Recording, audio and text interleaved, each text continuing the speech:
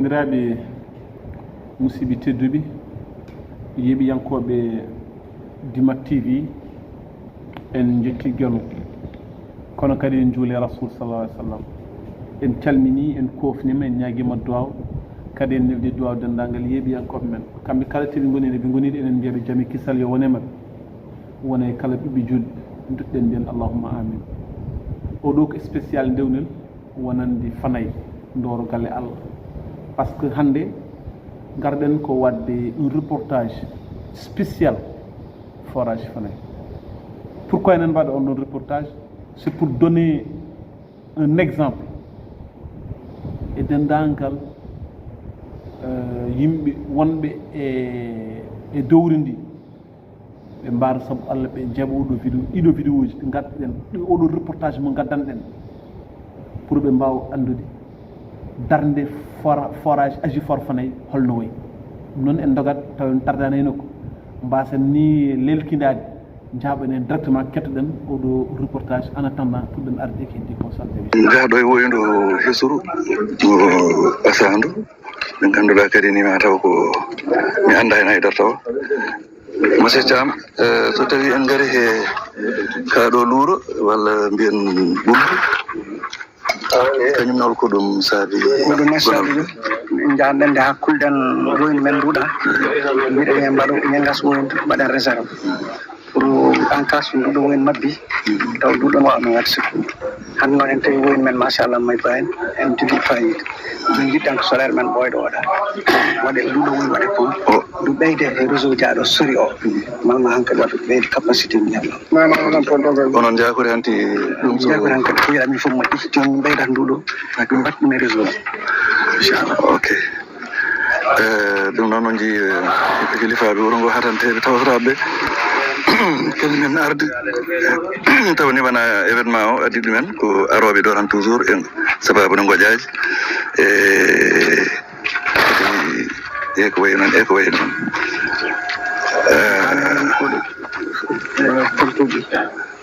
oho a pompuji ɗi awoy ɗo ɓe sikki ko ɗo woni pompuji ɗi noon ɗum ɗo so tawi fof une fonction so ɗo yetme maɓe ina wawi taw haydara gasata ko noon de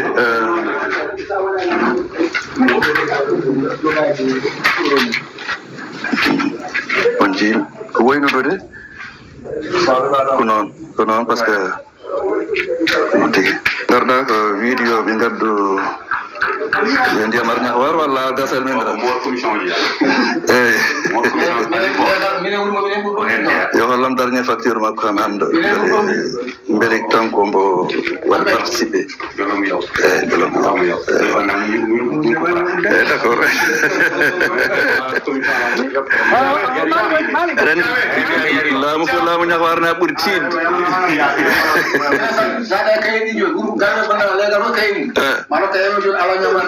Allah akbar Idli eɗo ɗo gonɗen ɗo dariɗen koye koyɗi forage o mon jii ndewne guite moɗon ato e to londe woni to ama cammal ko mbawɗa famminde yimɓe eyyi ɗo calmirten ndiyam ɗam oɗo tiwo kadi ummi bowal woni ɓurɗo men dow laamu asna ndu taw ko enen mbaɗi ɗum équipement o laamu ngu forage o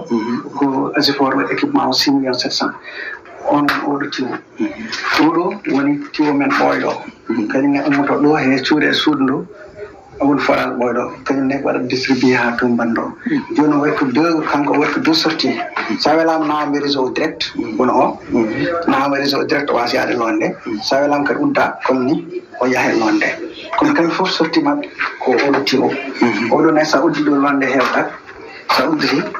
oɗo woni ummiɗo nder leydi oɗo woni ummiɗo nder leydi eyyi sa uddi londe hewtat sa udditi ndiyam ɗam ya nder wuuro kañum wonde ɗo dal ɗo sarwat ndiyam ɗam est ce que ɗo sarwat ndiyam ɗam koko panno noon kadi guiɗɗi woni koye semaine o affaire o fewda ɗiɗo kadi ɗiɗi ko 250 000 fewdira kon hande kam ko probléme ala machallah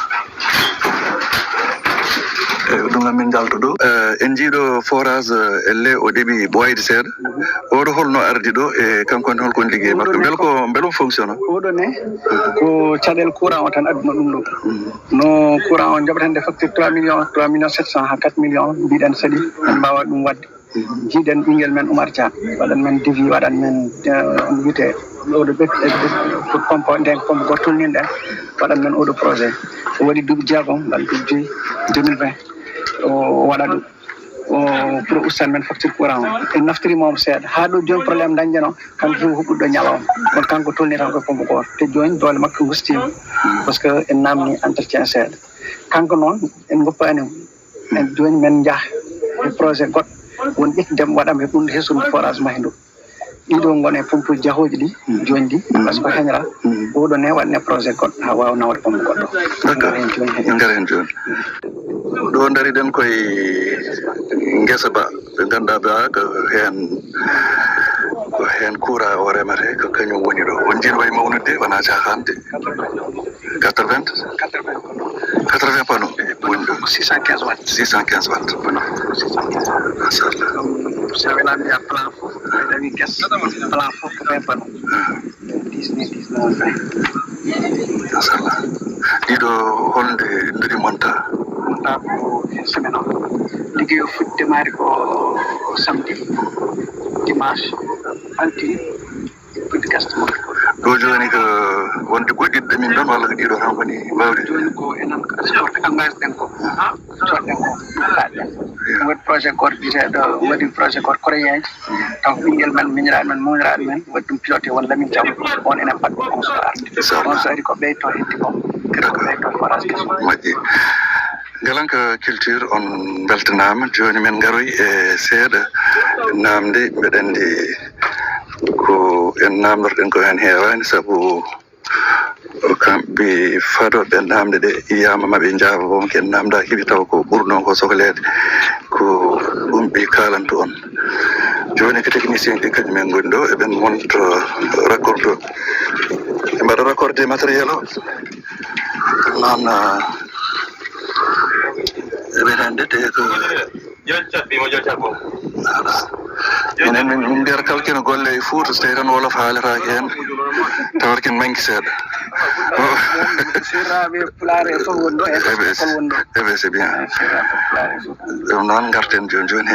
oɗo joni ko l'heure 30 mbiɗa de sa wi wonde l'heure joni holmbo anda no famirta ɗum wonde l'heure ko kañum moftat courant iyo kañum moftat kañum wona hakkude solaire o e appareil ji kañum moftat courant wonde l'heure 30 sa naati man ko deyi man ko deyi naati google onan mbawa ɓe naade google en mbawa naade google mba tappe deyi wani o ko dernière génération o hande dernière génération mi wawi taw enen jaa iliɓe montude o naki batiraji ɗi batiraji gon ɗo batiraji ko 8 e hen batterie oɗo jo on l'heure o kañum nawat courant o ñalawma o ha futur inchallah rabbi futur tant que en leeri niɓiɗani solaire an wawi ƴettude wonde l'heure on wawi nawat so yi noon ha niɓiɗi batterie ji ɓettorelle ha cohlen ko he batterie noon en coɗɗum dañi kono ɗo jom batterie ji ma naw men ha 1 heure matin 2 heures du matin inchallah beele arɓe ɓe montude matériel o ko yimɓe joganiɓe ɗum humpitu ɓe ganduɗa ɓeɗo ko yaaruɓe oɗo matiére ɓe ganduɗa kadi ni kon hanguisiɓe ɗumen e lawol inchallah mbeɗa wona arrangement wona yiɗande wona handinde wona yoddinde hen voilà entreprise o wiyete Syntex School école ɗon mbaɗo formé technicien ji mbaɗi ni entreprise o wondeɓe monti wondeɓe golli ko wayni ha jiiɗo sa naati Facebook walla naati Google a tappi ma yi ɓe montat e nder Sénégal fof ko entreprise wiyete waɗa rokkone Sénégal entreprise mawɗo joguiɗo siège joguiɗo bureau joguiɗo oɗo kala ñaɗa bureau ji goni ko foti mbaw e kala ɗo jaaɗa e nder oɗo sabu namdimoɗo kalanma hoɗo entreprise o hetti e jikkoto ko Touba en Diourbel en ɗuɓani noon ɗum ɗum premier sortie maɓɓe ɗo région de Saint-Louis d' accord enen ƴetta forage o no darde guila e loonde de hay koyɗe ɗe ɗe ñippe leydi sen garti e tarih wonande waɓe jangude ɓe mbawama janggane min pirtoye ɗum kañum fof par ce que c'est lisible ɗo enen darde technicien ji ɗi ɓe ganduɗa ɓeeɗo ko kañumen jogui réglage uji min gar joni he kaɓirɗe ɗo keeɗi ɗo enen ɗo e gandi ndi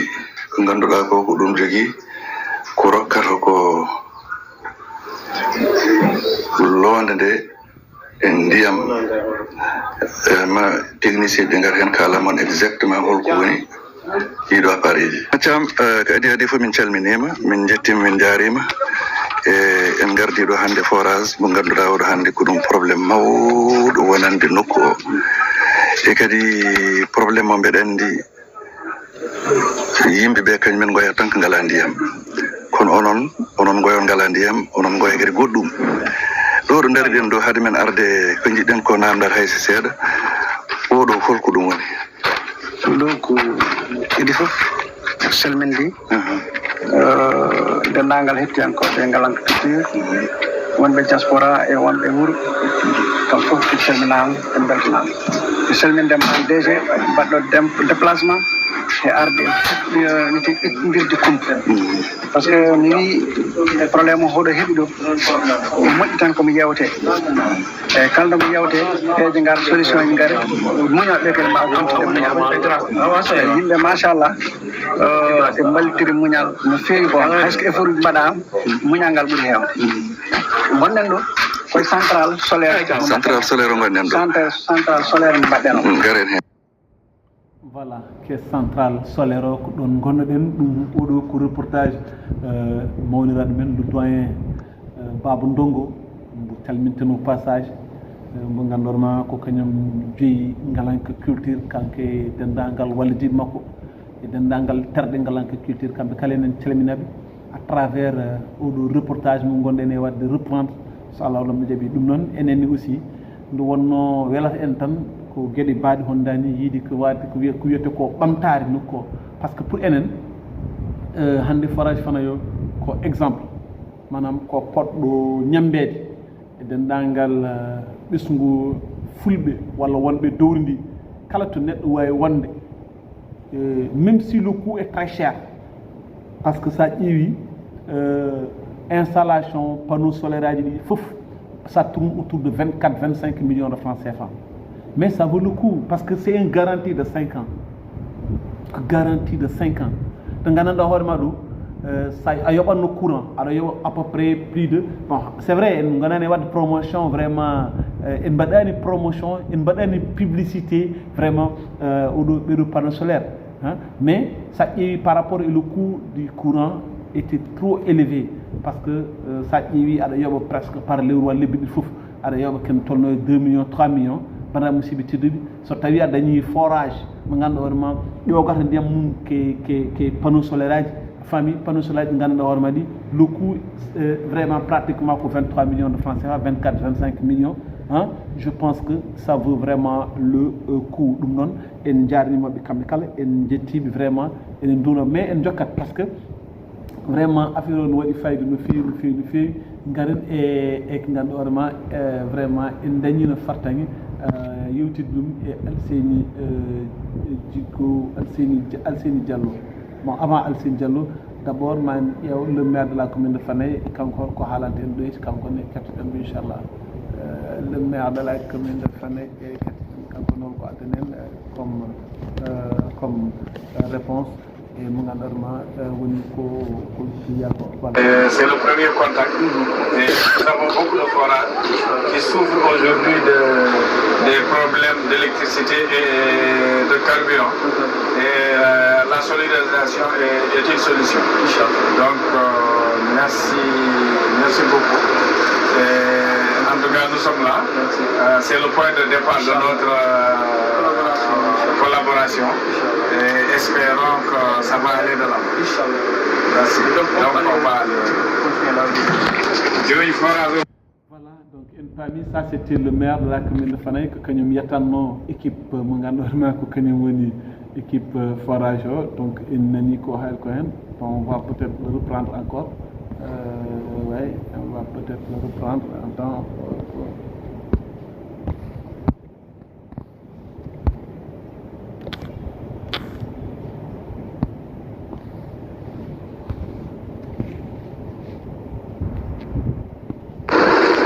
travers votre personnalité, je remercie Azufort Fanaï, je remercie toute l'équipe qui nous ont accompagnés durant cette période. Donc, actuellement, nous représentons un système de 60 KVA, répartis sur 2 contre de 30 KVA de haute tension, avec des batteries lithium de plus de 4 heures de temps d'autonomie, avec 80 panneaux de 580 chacun. Et ça va nous permettre de remplir le forage au plus tard en 3 heures de temps, maximum à 4 heures de temps avec la différence. Donc avec des variables de 11 kg. Donc tout le système est déjà installé avec un système de protection. Le système de protection là, en cas d'incendie, il n'y aurait fait. Donc on a pris toutes les dispositions. C'est un ballon de protection contre les incendies. Plus maintenant une exhibit de FCNSL. Plus un système Wi-Fi qui nous permet à distance de contrôler le fonctionnement de ce mini central là. Donc nous avons fait un installé donc avec des batteries lithium intelligentes. Donc à chaque fois, sur la néré, avec ce système, nous avons 6 batteries sans changer le système. Donc ce sont des batteries qui sont amplifiées. Donc ce sont des batteries qu'on peut amplifier. Ouais, ce sont des escaliers qui vont aller jusqu'à 16. Donc on peut choisir le système. Le système qui dure. Parce que ces batteries-là, s'ils sont bien organisés, ça va aller jusqu'à 10 ans et quelques. Voilà. Durée de vie. Voilà, ça va aller jusqu'à 10 ans et quelques. Ces zones-là sont des zones qui traversent tout le pays. Donc, Tangaï, avec le résistance. C'est la meilleure marque. C'est la marque D. C'est la marque numéro 1 mondiale. C'est cette marque-là. D. Voilà, D. C'est la marque numéro 1 mondiale. Donc, le produit, c'est de haute qualité. Donc, nous avons ici fili, ici onduleur, ici variateur. Nous avons négligé concernant la qualité. Donc, soignez les soins par les moyens d'un foyer aussi, par le système pareil. Voilà. En tout cas, merci. On a bien compris le système. Espérons nous lier les mêmes. Et je remercie aussi toute l'équipe de l'Azufort de Fanaï, le bureau, tout le comité même, le bureau, les employés qui sont ici et dans le bureau. Et on s'excuse aussi devant les populations de Fanaï. Fanaï, il faut faire on a gandi paddugol juuti jaay haali ɗo ken mbayi goɗo mi haalnum e pular eto firtude ken mbaɗan men ɗo ko systéme mawɗo sophistiqué gonɗum e batterie aji ngannduɗa solaire o taw ene wawi yaade jamma e ñalawma ɗum noon ko ɗum jiɗɗen te kadi ko doole kewɗe goni ɗo e te batterie aji ɗi kadi ene mbawi gonɗam mumen juuɗe ene wawi wonde 10 ans ɗum sappo so tawi jogan men moƴƴi noon enenne kadi tinnoɗen e ngalɗo jogal en tout cas on a bon espoir et on a bien compris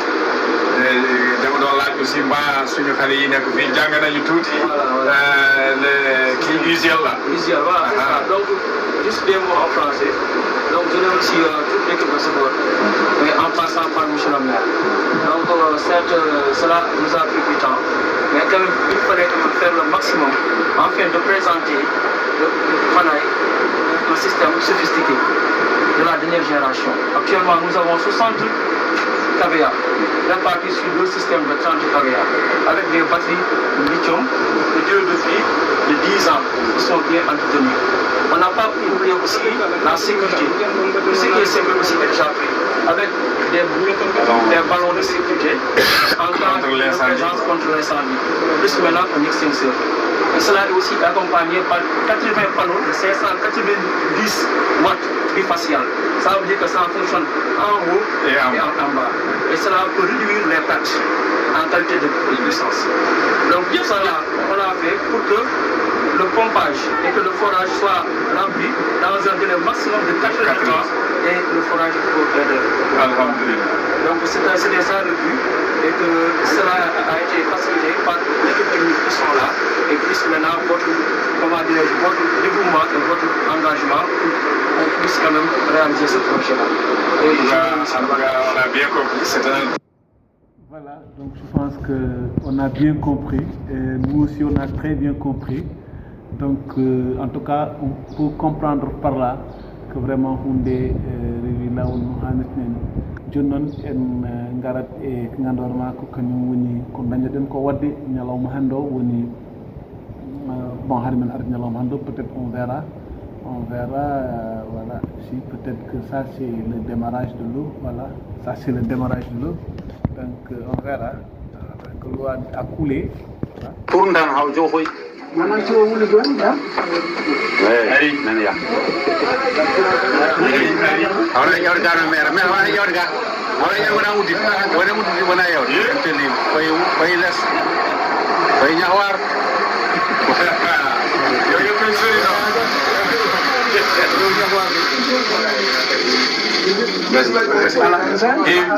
tiwo heewi nati